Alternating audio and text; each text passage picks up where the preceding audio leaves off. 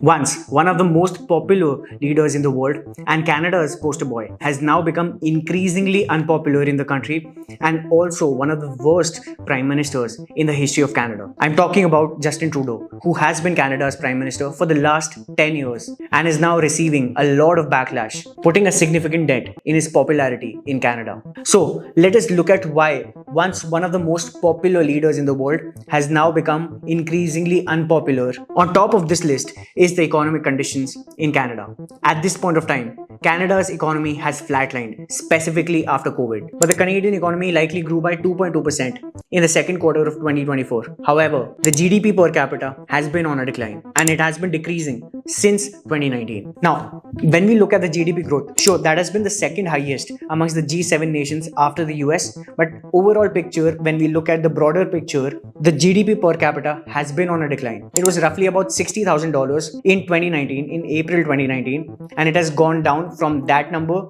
to 58,111 by the end of December 2023. That's a 3% decline, making it the second longest decline in the history of the country in the last 40 years. That has been a straight decline for the last 18 quarters.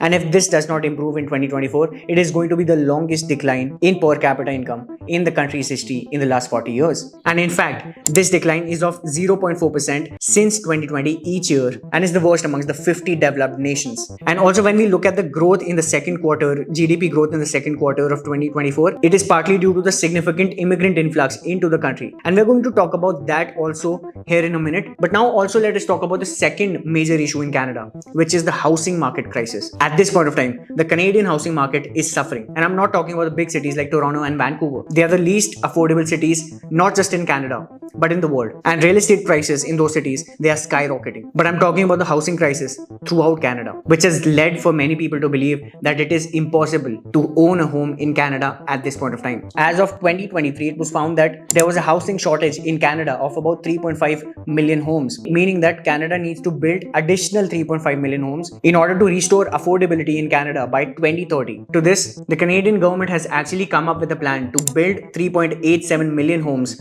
by 2031. That is not the issue. The issue is that this particular problem seems to be overambitious for the country because Canada has been building roughly about 209,000 houses per year. And in order to achieve that goal in the next 7 years, Canada needs to build over 550,000 homes per year, which is more than double the amount of houses that it is currently building. So that goal is overambitious at this point of time. That does not mean that it cannot be achieved. Also, when we actually look at the numbers, the average home price in Canada was roughly about $678,000 in 2023. And this number in big cities like Toronto and Vancouver was well over $1 million. This is how expensive it is to own a home in Canada at this point. And just when you think that owning a home in Canada is next to impossible and that renting is the only solution left. But let me tell you that renting is just as expensive in Canada, with rents skyrocketing and average rent in Canada hitting about $2,200 in July this year, which has roughly increased by 6% since last July. So not only is it impossible at this point of time to own a home in Canada, but it is just as impossible and hard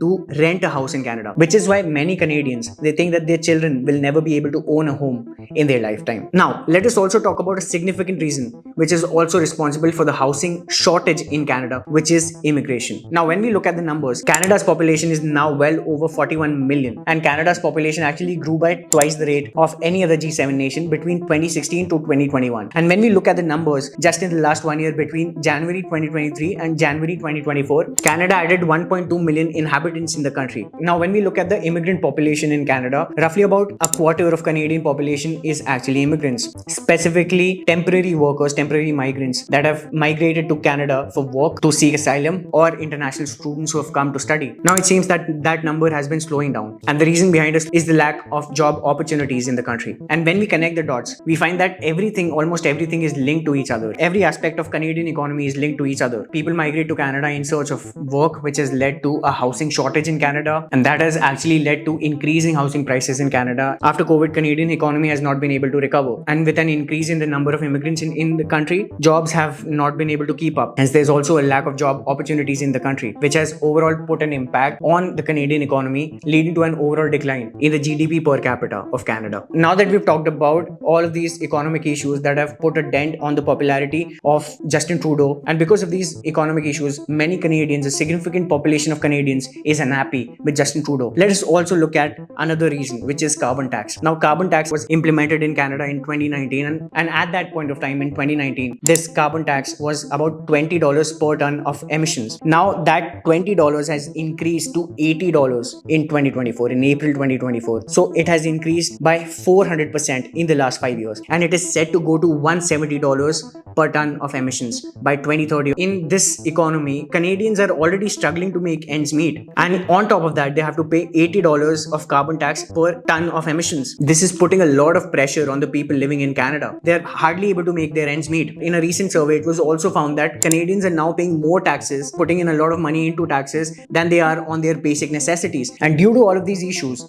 Justin Trudeau's approval ratings have gone down to 28%. Now, 28% approval rating for any world leader at this point of time is one of the lowest in the world. So you can see how unpopular Justin Trudeau has become. People are not happy with what Trudeau has done over the course of the last few years, especially after COVID-19. And this is also why the chances of Trudeau's Liberal Party winning the next elections, winning the upcoming elections, are slimming down. They're almost disappearing at this point of time. But if not Trudeau, then who is the next emerging face of Canadian politics? Who is likely going to become the Prime Minister in the upcoming elections? Well, it is the Conservative Party's leader, Pierre Poilievre. Now, Pierre Poilievre is becoming a well-known face in Canadian politics and is likely to become the next Prime Minister of Canada if Trudeau's policies they do not work or improve. Now, Poilievre has been a critic of Justin Trudeau's work and has even said that Canada is broken because of Justin Trudeau's policies. And in fact, Canada's Conservative Party actually has a 20-point lead over Justin Trudeau's Liberal Party, which means that if elections were to held today, it is more than likely that the Conservative Party would form the next government with Pierre Poilievre as the next Prime Minister. Now, why is Poilievre's campaign gaining so much popularity? Why is he becoming the face of Canadian politics? Now, obviously, it has a lot to do with the disappointment that people have with Justin Trudeau, but it is also because of the promises that Poilievre is making. His campaign has promised to cut down spending in order to balance the budget, to fight inflation, to solve Canada's housing crisis, and also removing restrictions on housing construction. And on top of that, he also promises to repeal the carbon tax that has been put under Justin Trudeau. Now, there are many other reasons that are also involved that have put a dent in the popularity of Justin Trudeau, but I believe that it has more to do with the policies. If Justin Trudeau finds a way to improve the economic conditions and the living standards of the people in Canada, it is also a possibility that things could turn around in Canadian politics. But at this point of time, it seems that Justin Trudeau is going to lose the upcoming elections. I could be wrong, but this is what it seems like. So with that being said, do you think that Justin Trudeau is going to win the upcoming elections? Or do you think that Conservative Party is going to form the next government? Let me know what you think in the comments below. If you enjoyed watching this video, please share this with your friends and family, and please subscribe to our YouTube channel. Thank you for watching this video and have a great day.